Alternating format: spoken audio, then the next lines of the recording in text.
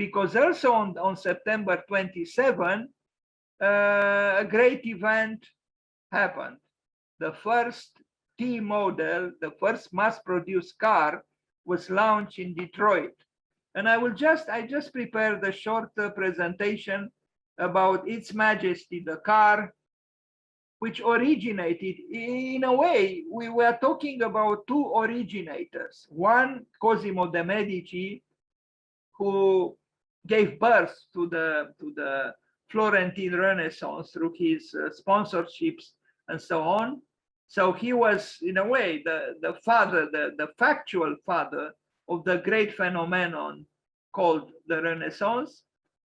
And the T model of the Ford, built by Henry Ford in 1908, I think, or I forgot exactly the year, on the 27th of September, this car, which I showed in my invitational message, provoked the proliferation of again, Its Majesty, the car, to levels probably not even Henry Ford thought of.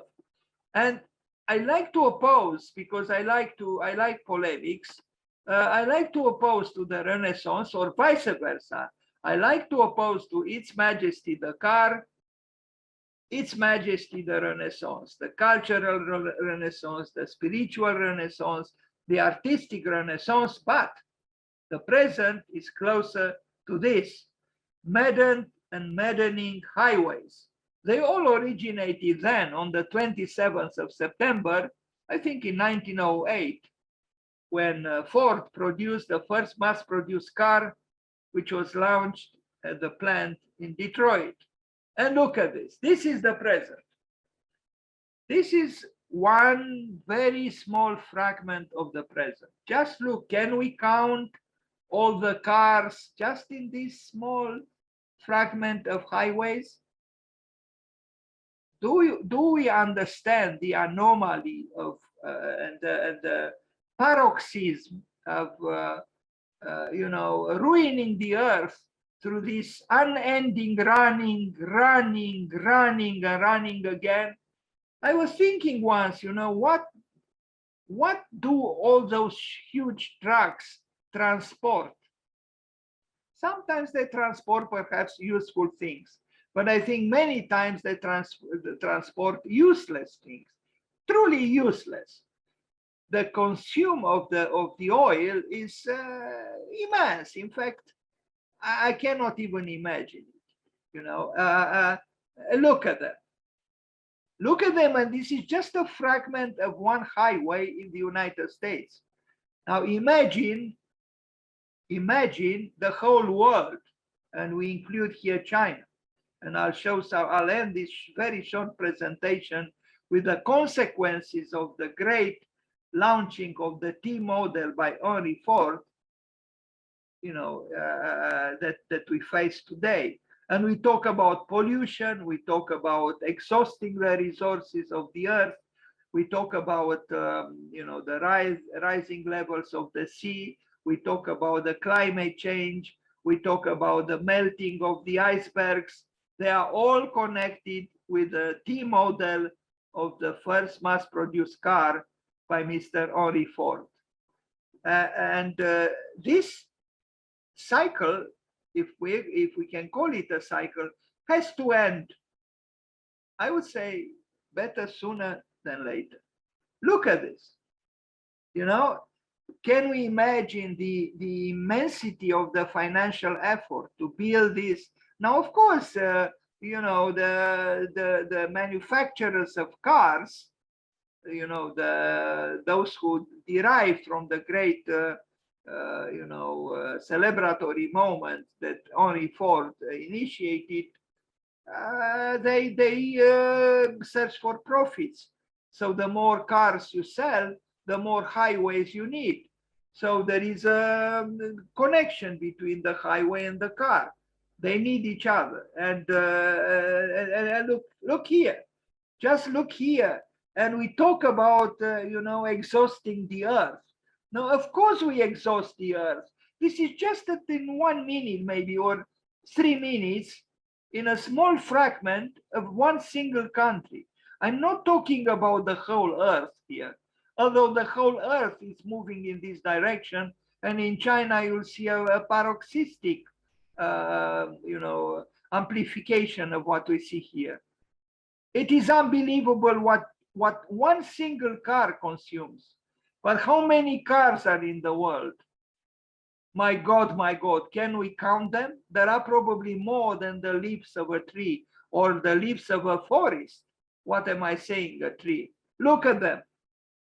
They all derive from the 27th of September, when Henry Ford launched the first mass-produced car, the T model. Of course, we cannot offer time any longer, although the car was meant to reduce, transportation time. But still, we don't have time for translating Plato, for establishing a new Neoplatonic academy, for making statues that adorn buildings. We don't have time, isn't it a paradox? Although the car apparently was helping us to compress time and have more time for leisure. But what do we do in that leisure time? We lay on the sofa and watch stupidities on the TV. Most of them highly animated by ferocious crimes, because this is what the TV feeds upon, scandals. And somehow there is a connection between the facilities offered to us by, look at these cars, they are all assaulting the earth in explicit and implicit ways, all of them in two directions. So, we make sure that not only in one direction. And the amounts of oil consumed obviously is connected with or are connected with having wars, like the war in Iraq. Of course, it's all about the oil. The more oil, the more transportation, the more selling of cars, and cars again. And this is just a fragment of a highway in the United States. Look at this. Are these people free? Do you think that the drivers in these cars are more free than Donatello, Michelozzo, or Brunelleschi, or maybe even Cosimo de' Medici? I don't think so. No, they just have the illusion that they are free. Where are they running? Like Fernando Pessoa said, it must be beautiful in Australia as long as you don't go there. Because from this point to another point, the existential reality or essence of the driver and those near the driver in the car remains the same.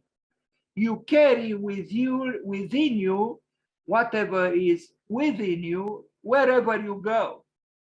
Don't imagine, it's just an illusion that if you go to the Bahamas, you'll be a different man. No, you will not be a different man. Look at this. Look at the cars, trucks. It's unbelievable. And this is at the scale of the whole earth. And we are surprised that the icebergs are melting. We are surprised that there is pollution. We are surprised that the sea levels is going up. We shouldn't be so surprised. No. So, yeah, it started on the 27th of September when Henry Ford launched from Detroit the first mass-produced car. Look at them. Look at them. It's amazing actually what is happening. And when are we going to stop? Look at this.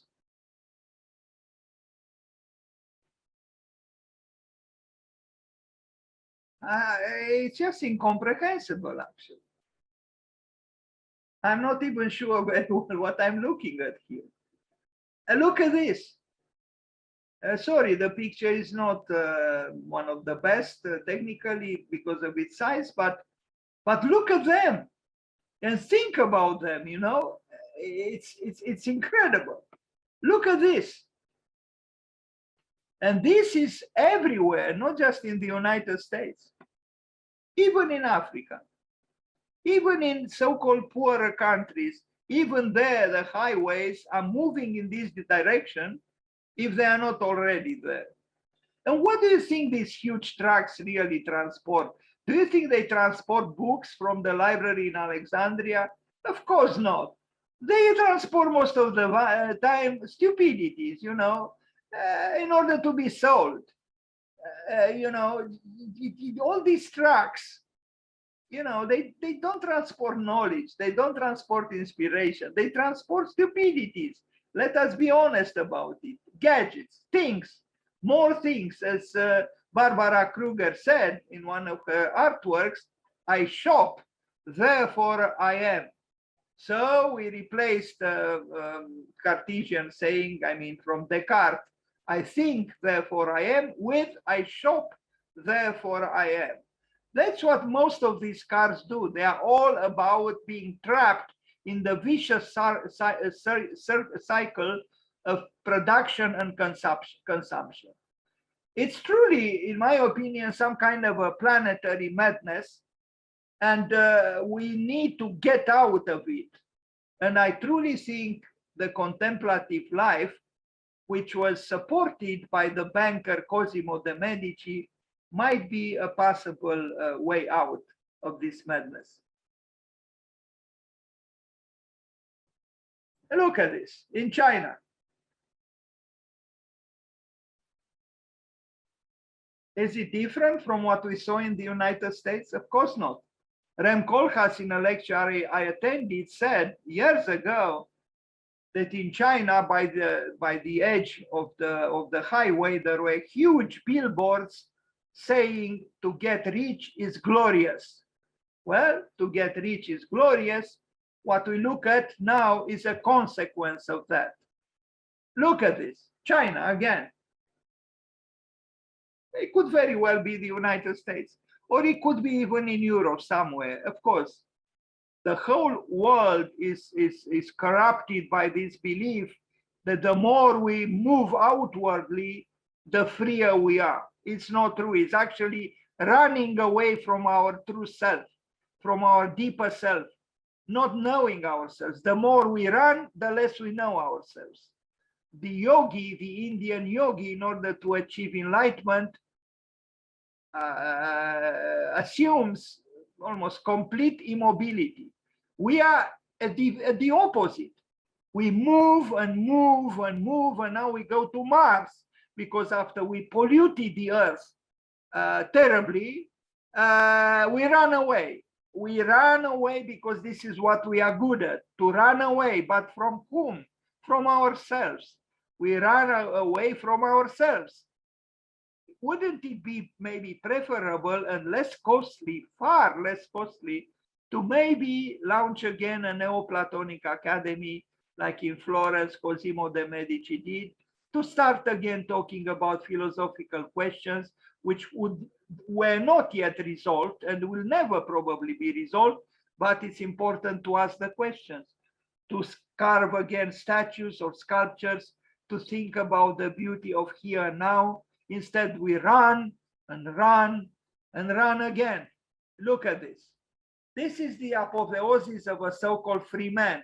So free that Daniel Lipskin thought that he should, evoke in a metaphorical way the disaster of the pandemic of COVID by entrapping the Statue of Liberty in some kind of a,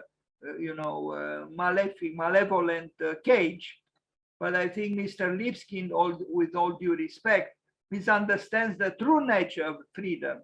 Freedom, true freedom, has to do with the interiority, not the external, longings that it's normal to have.